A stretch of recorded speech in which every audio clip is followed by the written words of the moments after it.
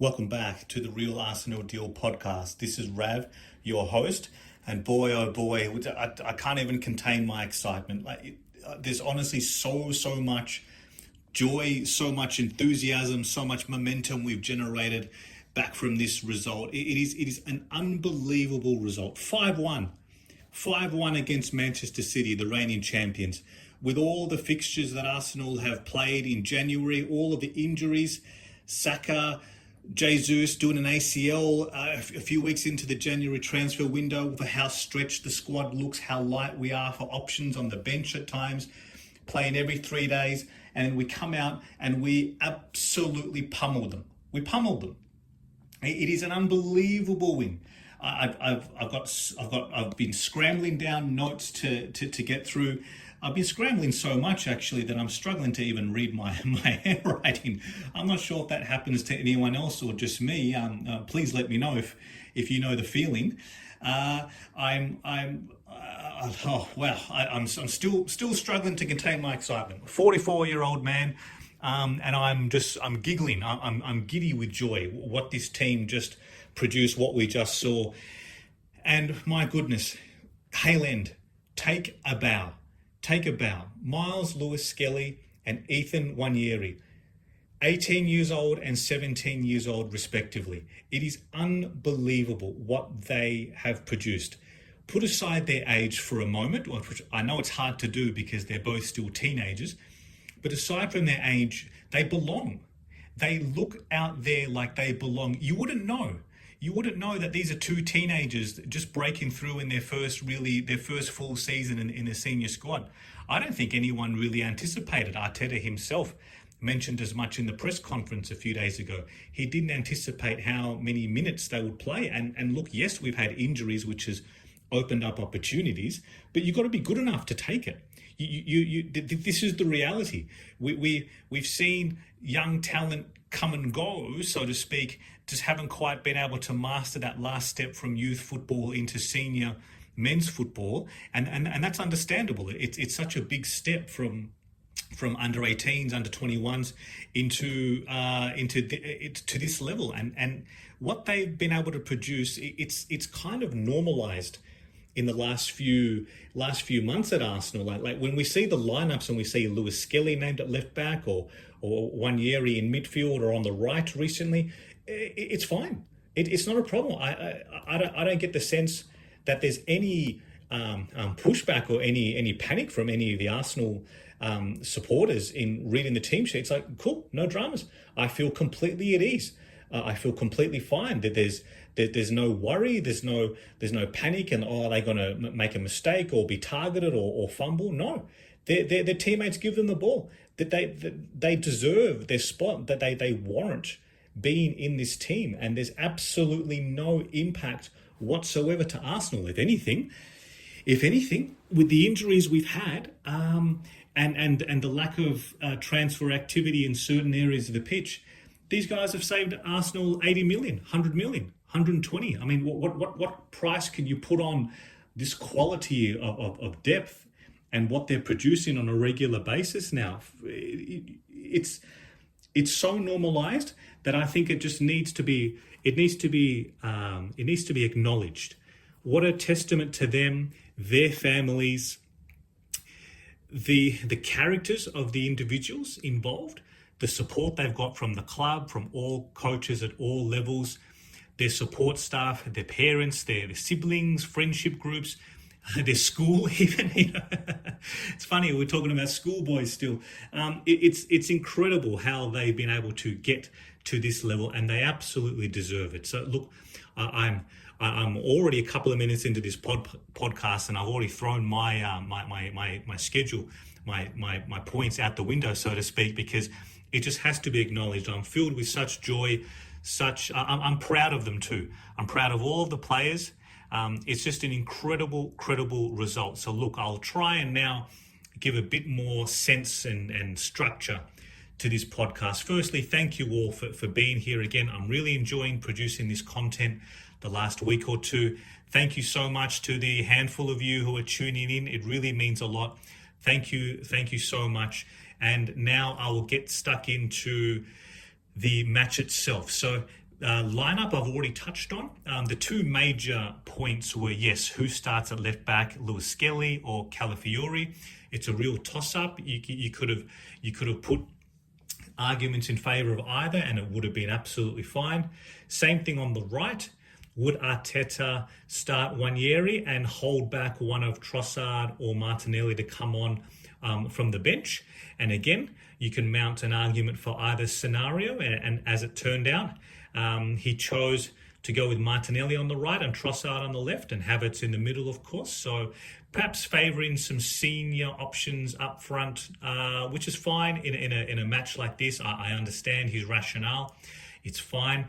Otherwise, the lineup picked itself. I guess the real question mark coming in was Raya's fitness. I did have a feeling there's a little bit of cloak and daggers, as Arteta usually does. Some mind games with his old mate Pep Guardiola.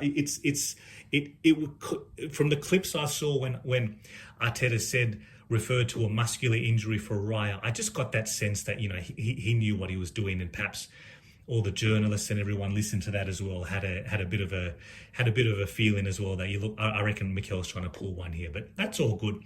Raya started and he was fantastic, absolutely fantastic. He made some crucial saves, and he's bailed us out so many times today. I shudder to think what our points tally would be without some of Raya's key saves to keep them out.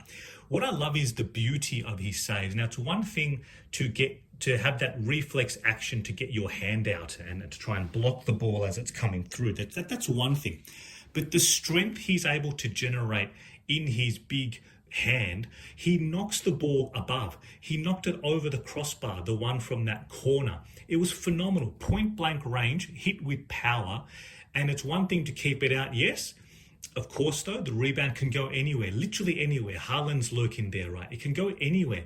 But he tips it over the bar, takes it out of danger. It's unbelievable. It is such a skill. And I know he was chosen for his specific attributes, and his distribution, his catching, he's fantastic. He's a very confident goalkeeper, the sweeper keeper.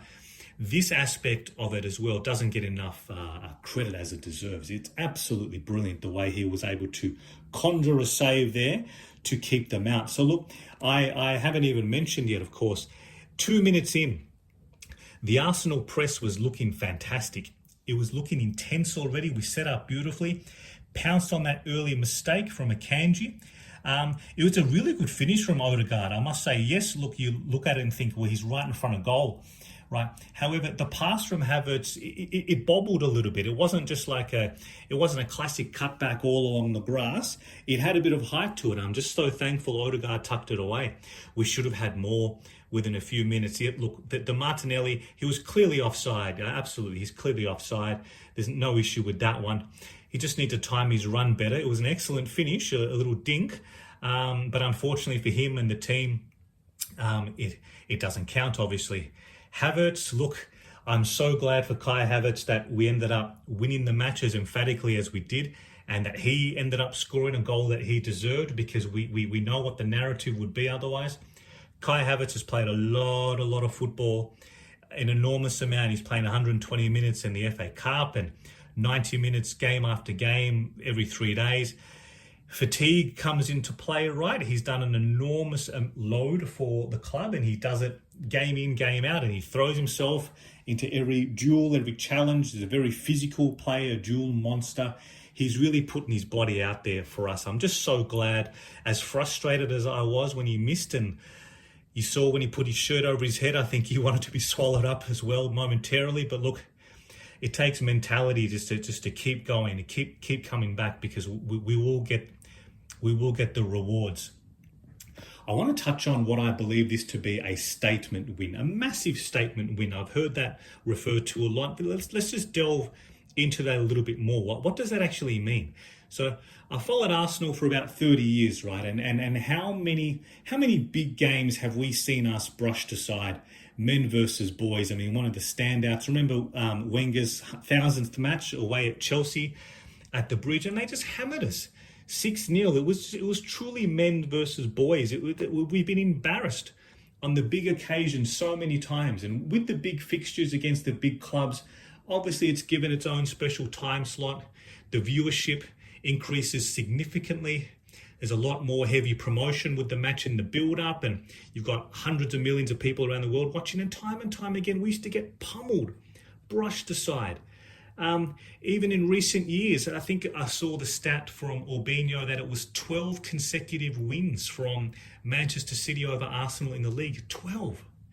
It wasn't too long ago that, looking at the fixture list, whether home or away to Liverpool or Manchester City, we were just resigned to the fact that it's going to be a loss. It's 3 points to the opposition, and so often, how many of them were heavy losses too? Right? We've been flicked aside so many times by them, so many times by Manchester City, and post match you see them give Arsenal a little pat on the head, and they tap Zinchenko on the backside and say, "Yeah, well done, mate. Keep trying. Better luck next time."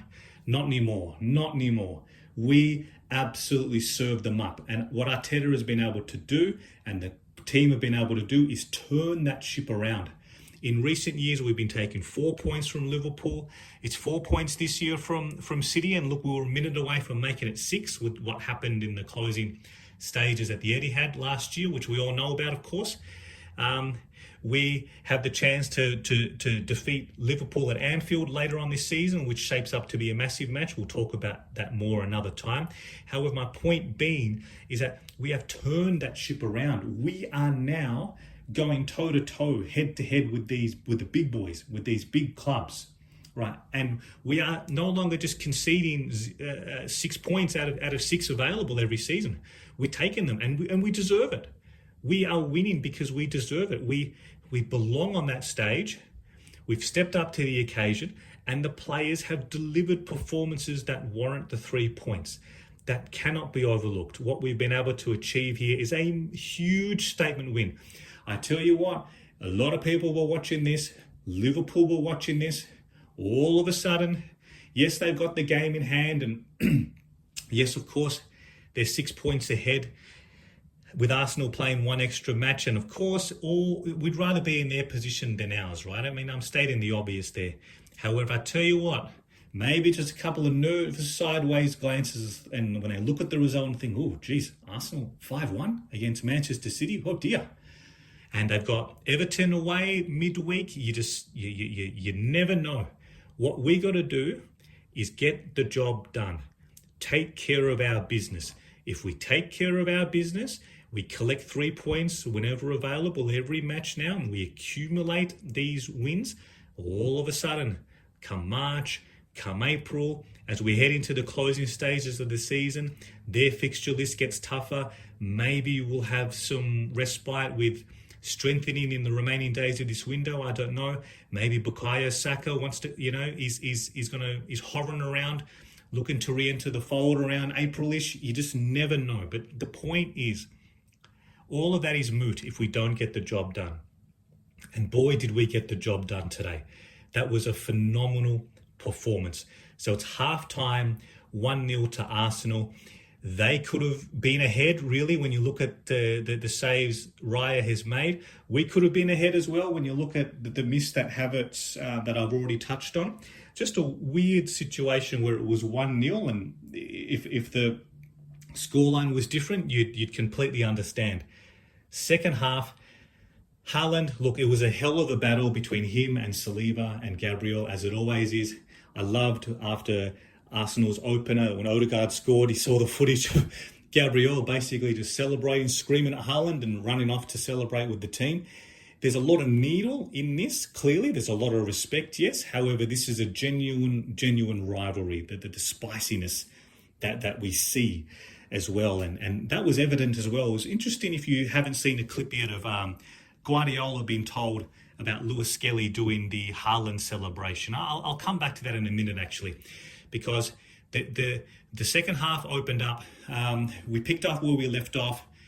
We started nicely, however.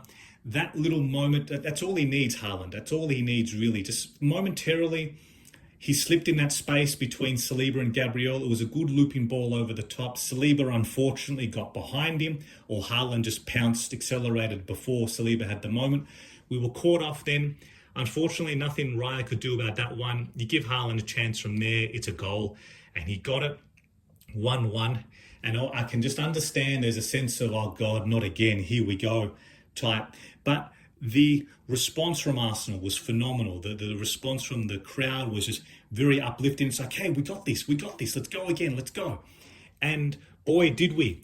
Partey, out of nowhere, he intercepts the ball. Yes, look, I'll take the deflected goal. I don't really care. I've heard some people say, yeah, lucky, it was the goalkeeper maybe had it covered, Partey's shot, but, I don't care.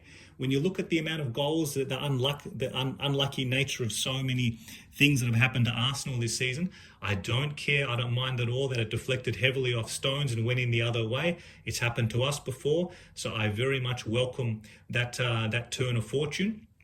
2-1 Arsenal, less than a minute after they scored. What a response. And I think that did a lot of good to the club, that the players got together. You saw, they were celebrating the goal and patting Thomas on the head, but quickly they were straight back to work. You saw a lot of communication between players. Gabriel was issuing instructions as he always does. He's an absolute leader on the pitch, as there are many leaders on this pitch at the moment for Arsenal. He was rallying everyone, and we had that moment where we're like, we got this, all right? Nothing silly now, we got this. And what's happened in the next half an hour, it's going to live long, long in the memory. I've watched it so many times on replay back, and as soon as I record and upload this podcast, guess what? I'm going to be watching it again. The next 25, 30 minutes, joyous. Absolutely joyous. I can't think of a better word to describe it than that. What we saw from Myles Lewis-Skelly, first of all, he's had a fantastic game. Again, he belongs. He drives forward, much like Calafiori does. I believe that's from instruction from Arteta. That's what they want from the fullback, driving forward, get into dangerous spots. It's one thing to get there. It's another thing to finish. And how's the confidence of this bloke? This young man, 18 years old, on his right foot, if you don't mind, he grabs the ball, cuts inside to his non-favoured foot, and bang, with his right boot, scores. Unbelievable. A ridiculous goal. Sent the crowd into raptures. He's one of our own, and the crowd feel it. There's something special about them. Just like when Smith Rowe and Saka burst through the scene some years ago, there's something very tangibly special when it's one of our own. What we've produced from such a young age, they very much bleed and represent Arsenal. They represent the values of this wonderful football club. And for him to score, I'm sure his family and his parents were there as well in the crowd. I mean, like, well, what a moment for them as well. He scored, does the Haaland celebration, not bad, because there's a bit of history there, of course, when Haaland when in the home fixture for City, when Haaland basically said to him, "Who the F are you?" There's a bit of history there, and good on him for having the confidence to finish and then celebrate like that. So, but again, job's not done. Back to work. We had another breakaway a few minutes later, which we didn't quite capitalize on. However, the fourth goal, yes. The fourth goal. I just had a moment then, even just to think that I'm up to now talking about the fourth goal here against Manchester City. Wow. And there's still more to come, by the way. But the fourth goal was a beautiful breakaway, intercepted deep, and then we just drove. They just took off like aircraft in formation. It was a beautiful sight. We've charged forward, and I'm so glad the goal ends up with Havertz. He took the ball, probably not in the best position. He was maybe he sort of came in a bit too much on the right. I had a moment I was thinking, like, where's he drifting towards? The space was on the other side. But what do I know, right? He showed me and showed everyone. Gets it, cuts inside left foot, rockets it into the net.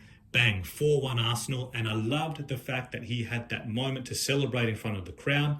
I love the fact that Mikel brought him off with a few minutes to go when the game was iced, so he can again receive that generous applause, the raptures from the crowd, because he deserves it. I think we appreciate what this man is doing and trying to do, despite all the calls for a new striker and strengthening, which I do believe we need. However, we also need to extract the best we can from the players we have, and Kai Havertz is delivering. He's absolutely delivering goal and assist here, right?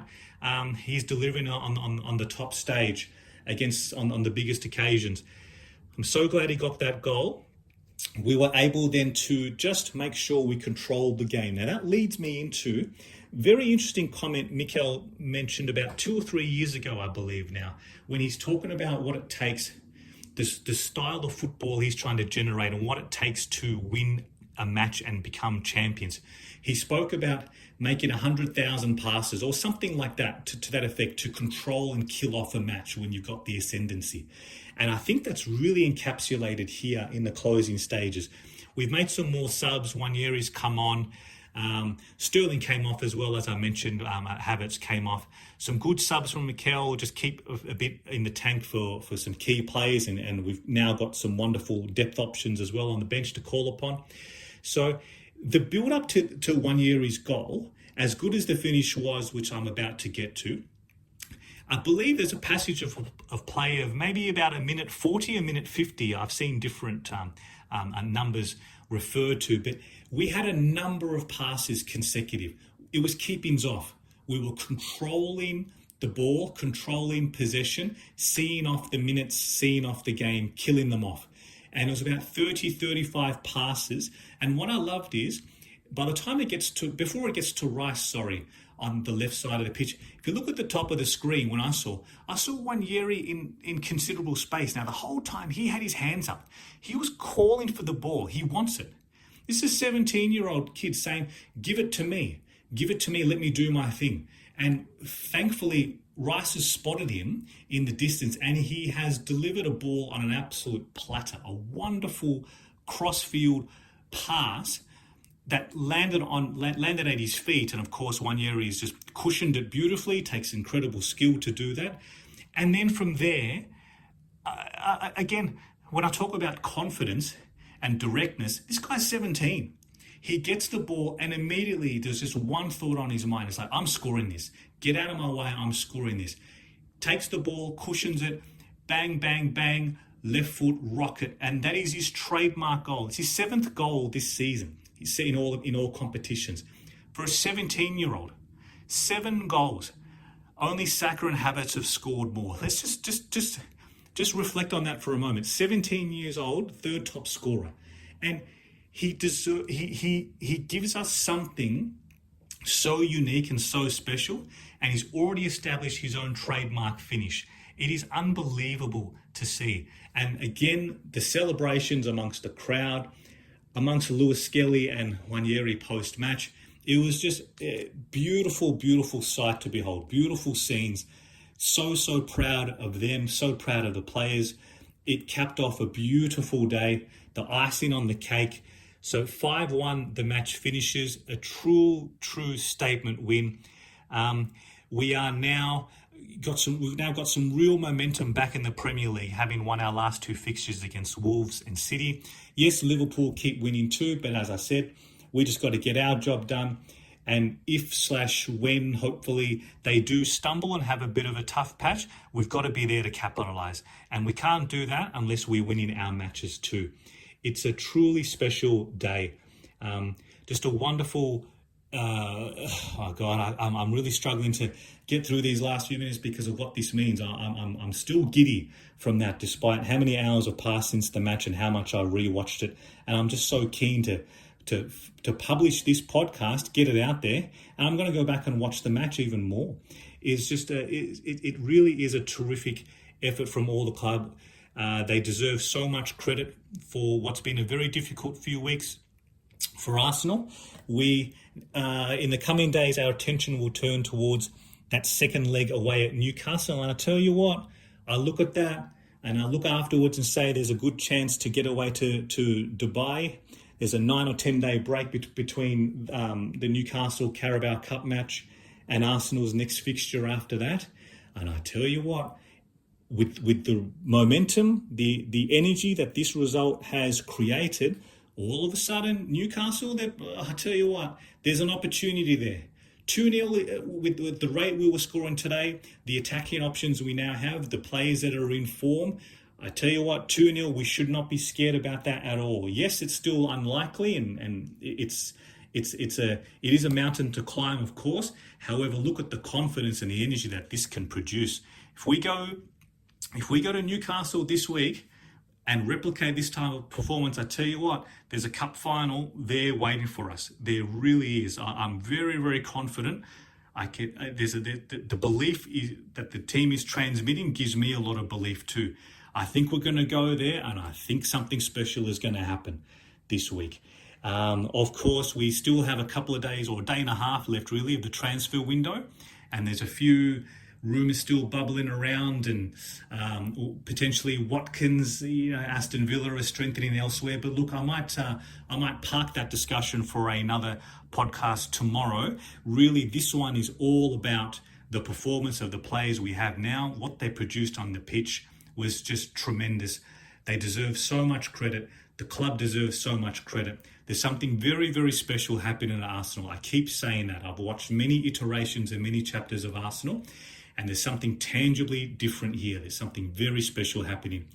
Please continue to support them, and thank you so much for listening this far.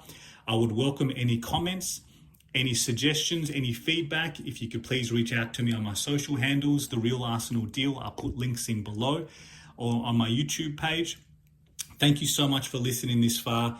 A fantastic performance. Relish it, enjoy it, watch it again, talk about it with your friends and family. It's a glorious day to be an Arsenal fan. Thank you so much, and I'll see you on the next one. Bye-bye.